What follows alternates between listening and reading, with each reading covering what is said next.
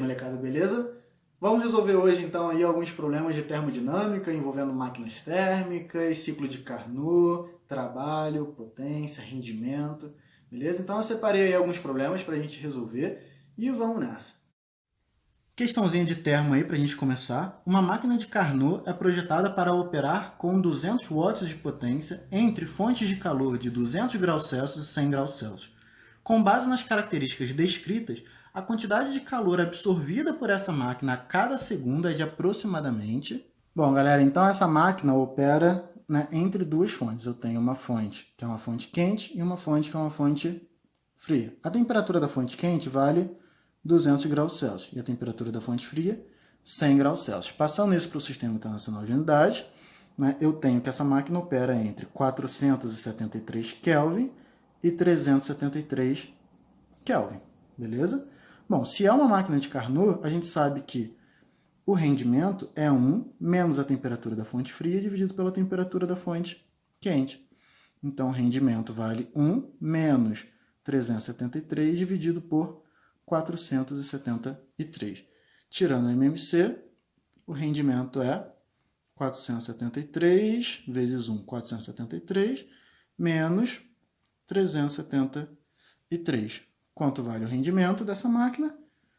100 sobre 473. Beleza? Esse é o rendimento. Bom, a gente sabe que a potência da máquina é de 200 watts. Show? Só que a gente sabe também que isso só corresponde a 100 sobre 473 da potência da fonte quente. Então, qual que é a potência da fonte quente? A potência da fonte quente é 200 vezes 473 dividido por 100. Corta, corta, corta. A potência da fonte quente vale 946 watts. Então, qual é a quantidade de calor da fonte quente? Né? Se é em watt, em 1 segundo eu tenho 946 joules. Bom, então vamos lá para mais uma questão. Um mol de um gás ideal monoatômico vai do estado A ao estado C, passando pelo estado B com pressão, como mostrado na figura abaixo. E aí a questão está querendo saber a quantidade de calor que entra nesse sistema durante esse processo que está aí descrito. Bom, galera, a primeira coisa que eu vou me atentar aqui, né, é nos eixos. Né? Então, eu tenho que aqui no eixo vertical eu tenho a pressão, mas está em quilopascal, então está em 10 ao cubo. Isso daqui é 1000, isso daqui é 2000. Tá? E aqui já está em metro cúbico. Outra coisa também é que a gente sabe que quando eu tenho um gráfico da pressão pelo volume, a área embaixo, né, desse gráfico é numericamente igual ao trabalho. Então, eu sei que o trabalho é numericamente igual a essa área. Ou seja, basta calcular essa área que eu descubro o trabalho, né, realizado por esses processos aí. Então, fazendo essa área, né, você descobre aí facilmente que isso dá 4.000. Então, o trabalho é de 4.000 joules. A gente sabe também que, pela primeira lei da termodinâmica, o que o calor faz? Muda a energia interna e faz trabalho. O trabalho a gente já sabe que vale 4.000. Mas quanto vale a variação de energia interna? Que aí a gente sabendo isso, somando com 4.000, a gente descobre o calor que entra, né, nesse sistema. Bom, se é um gás monoatômico ideal, então a gente sabe que a variação de energia interna é 3 meios de NR vezes a variação de temperatura. Bom, então o que está faltando para a gente descobrir a variação de energia interna? A temperatura inicial e a temperatura final. Então, a gente precisa saber a temperatura no ponto C e a gente precisa saber a temperatura no ponto A. Bom, então, lembrando lá da equação dos gases, né, o que a gente sabe? A gente sabe que PV é igual a nRT. Bom, se o número de mols aí não está mudando, se o número de mols vale 1, né, ou de uma forma geral, a gente sabe que a temperatura pode ser calculada multiplicando a pressão vezes o volume, dividido por N vezes R. Né? Então, daqui a gente sabe que a variação de temperatura vai ser o quê? A temperatura no ponto C menos a temperatura no ponto A. Quem é a temperatura no ponto C? A temperatura no ponto C é a pressão no ponto C vezes o volume no ponto C, dividido pelo número de mols, que é 1, vezes R, que é uma constante. E a temperatura no ponto A é a pressão no ponto A vezes o volume no ponto A, dividido por N, R. Então, jogando isso daqui, aqui, o que a gente tem? A gente tem que a variação de energia interna vale 3 meios de NR vezes aquilo tudo ali. Reparem que eu tenho NR aqui e NR nesses dois termos, eu posso cortar. Então, a variação de energia interna é 3 meios, que multiplica a pressão no ponto C. Quanto vale a pressão no ponto C? Vale 1000. Né? Vale... Isso aí, vale 1000. E o volume do ponto C vale 4. Bom, e a pressão no ponto A vale 2000. E o volume no ponto A vale 1. Então, 4.000 menos 2.000, aqui eu tenho 2.000. 2.000 dividido por 2, 1.000. 1.000 vezes 3, a variação de energia interna é de 3.000 joules. Bom, então a quantidade de calor que entra no sistema, que é ΔU mais o trabalho, vale o quê? Variação de energia interna, 3.000. Trabalho, 4.000. Então, a quantidade de calor vale 7.000 joules. A figura representa uma transformação termodinâmica da mudança do estado inicial A para o estado final B de uma massa de gás ideal e pode ser feita pelo caminho 1 ou pelo caminho 2. E aí, analisando esse gráfico, né, e associando os conhecimentos de termodinâmica, a gente pode concluir o quê? E aí tem 5 afirmativas aí para a gente testar. Vamos testar cada uma. Bom, então vamos testar a letra A. A letra A está dizendo o seguinte. A letra A está dizendo que a temperatura da massa de gás no estado A é maior que no estado B. Então está dizendo que a temperatura de A é maior que a temperatura de B. Será? Bom, então para isso, né, vamos lembrar aqui, né, pela equação geral dos gases, né, a gente sabe que PV é igual a nRT. Então a temperatura pode ser calculada multiplicando a pressão vezes o volume e dividindo pelo número de mol vezes a constante R. Tá? Então, com isso, a gente consegue testar se essa afirmativa está correta. Né? Por quê? Porque a temperatura em A vai ser o quê? A pressão em A, que nesse caso vale 7 vezes 10 a quarta. E o volume em A, que vale 2 vezes 10 a menos 1.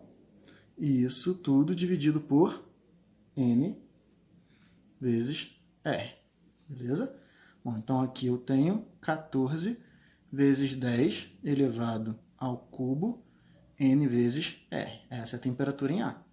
E a temperatura em B vai ser a pressão em B, que vale 4 vezes 10 a quarta, vezes o volume em B, que é 3,5 vezes 10 a menos 1. Tudo isso dividido por NR. Então, 4 vezes 3,5, 14, 10 a quarta com 10 a menos 1, 10 ao cubo, sobre NR. Opa! TA é igual a TB. Então, essa é falsa. Beleza? As temperaturas são iguais. Vamos testar a afirmativa B. A afirmativa B diz que a variação de energia interna do gás no caminho 1 é maior do que no caminho 2. Tá? Então, ele está dizendo que a variação de energia interna em 1 é maior do que a variação de energia interna em 2. Mas vejam só, eu tenho um gás ideal. Se ele é ideal, a variação de energia interna é proporcional à variação de temperatura. Se a temperatura em A é igual à temperatura em B, então a variação de temperatura é zero. Se a variação de temperatura é zero, a variação de energia interna é zero. Tanto em 1 quanto no 2. Então não é um maior que o outro, são iguais. Essa é falsa. Vamos testar a letra C. A letra C diz que a quantidade de calor trocada pela massa de gás no caminho 1 é igual a 4,15 vezes 10 à quarta. Bom, vamos testar. A gente sabe que o trabalho em 1 é numericamente igual à área. Beleza? Bom, que área é essa? Se a gente está falando do caminho 1, é essa área aqui de baixo aqui. Essa área aqui de baixo aqui é o trabalho em 1. Então, fazendo essa área, né, que a gente tem aí um retângulo, o que a gente tem? Base vezes altura. Calculando essa área, a gente tem 6 vezes 10 ao cubo joules. Tá? Mas a gente sabe que a quantidade de calor varia a energia interna e faz trabalho. Mas a variação de energia interna é zero. Então, a quantidade de calor é igual ao trabalho, que é 6 vezes 10 ao cubo joules. Tá? Que não é igual ao que a alternativa está dizendo, então é falsa. D. A D está dizendo que o trabalho realizado pela massa no caminho 2 vale 6 vezes 10 ao cubo. Bom, então a gente também sabe que o trabalho em 2 é numericamente igual à área. Mas qual que é a área? É isso tudo aqui. Isso daqui é o trabalho em 2. Bom, veja só. A gente já descobriu que o trabalho em 1 vale 6 vezes 10 ao cubo. A alternativa D está dizendo que o trabalho em 2 vale 6 vezes 10 ao cubo. Mas se 6 vezes 10 ao cubo é essa areazinha de baixo, a área do caminho 2 é maior. Então não pode ser. Tá? É falso também. E a E? A E está dizendo que a quantidade de calor trocada pela massa de gás no caminho 2 é da ordem de 10 à quarta. Bom, então, só porque está sem espaço, vamos trazer para cá. A gente sabe que a quantidade de calor é a variação de energia interna mais o trabalho. Bom, o trabalho do 2 é igual à área. Vou ter que calcular, beleza? E a variação de energia interna? É zero. A gente já sabe que é zero. Quanto vale essa área aqui? É a área desse retângulo. Quando a gente faz a área desse retângulo, a gente vê que dá 10,5 vezes 10 ao cubo. Ou 1,705 vezes 10 à quarta joules. Como isso daqui é menor do que a raiz de 10, então a ordem de grandeza vale 10 à quarta. Bom, para fechar essas questõezinhas de termodinâmica, vamos aí para uma última. Um sistema termodinâmico constituído de N mols de um gás perfeito monoatômico desenvolve uma transformação cíclica ABCDA representado no diagrama a seguir. De acordo com o apresentado, pode-se afirmar que... E aí vem uma série de afirmativas que a gente vai testar uma a uma também. Bom, antes da gente começar, vamos se atentar aqui que nos eixos, no eixo horizontal, eu tenho o volume dado em litros. Para passar para o Sistema Internacional de Unidades, 1 litro é 10 a menos 3 metros cúbicos. Tá? Então aqui é 2 vezes 10 a menos 3 e aqui é 6 vezes 10 a menos 3. E no eixo vertical eu tenho aqui 10 a quinta Newton por metro quadrado. Newton por metro quadrado é Pascal. Tá? Então aqui já está 10 a quinta, que é 3 vezes 10 a quinta, que é 1 vezes 10 a quinta. Beleza. Agora a gente vai testar as afirmativas. A afirmativa A diz o seguinte. Diz que o trabalho em cada ciclo é de 800 joules e é realizado pelo sistema. Tá? Então ele diz que o trabalho ele vale mais 800 joules, porque é pelo sistema. Beleza? Será? É isso que a gente vai testar. A gente sabe que o trabalho é numericamente igual à área. Bom, que área? A gente está falando dessa área aqui dentro do ciclo. Beleza? Então, a gente tem que fazer a área total menos essa área aqui de baixo. Tá? E aí, o que a gente tem? A gente tem que essa área vale, o trabalho de A. A gente pode fazer aqui o trabalho de A até B, já que está positivo, menos o trabalho de C até D, porque está indo no sentido contrário aqui, está indo para a esquerda, então é menos, beleza? Então, quando eu faço isso, eu descubro, né, o trabalhinho aí no meu sistema. Então, esse trabalho vale trabalho de A até B. Então, eu tenho base vezes altura, eu tenho 4 vezes 10 a menos 3, vezes 1 vezes 10 a quinta. Beleza? E o trabalho de C até D? Base vezes altura também. Eu tenho 4 vezes 10 a menos 3, essa é a base, vezes a altura, que é 3 vezes 10 a quinta. Então, esse trabalho vai dar 4 vezes 1, 4, 10 a menos 3 vezes 10 a quinta, 10 ao quadrado. 4 vezes 3, 12, vezes 10 ao quadrado também. Então, o que eu tenho? 400 menos 1.200. Esse trabalho vale menos 800 joules. Isso daqui, né, esse sinal de menos, significa que é sobre o sistema. Então, a letra A é falsa. Beleza? Letra B. O sistema termodinâmico não pode representar o ciclo de uma máquina frigorífica, uma vez que o mesmo está orientado no sentido anti-horário. Opa, a gente sabe que o trabalho é sobre o sistema, beleza, né? E está no sentido anti-horário, né? Então, a gente sabe que está falso. Representa, sim, uma máquina frigorífica. Está no sentido anti-horário, é isso aí. Né? C. A energia interna do sistema é máxima no ponto D e mínima no ponto B. Então, será que a energia interna máxima é no D e a energia interna mínima é no B? Essa aí é a minha pergunta. Para a gente testar isso, a gente vai lembrar, né, que como é, né, um gás, né, perfeito, monoatômico, a energia interna é 3 meios de nRT. Ou seja, né,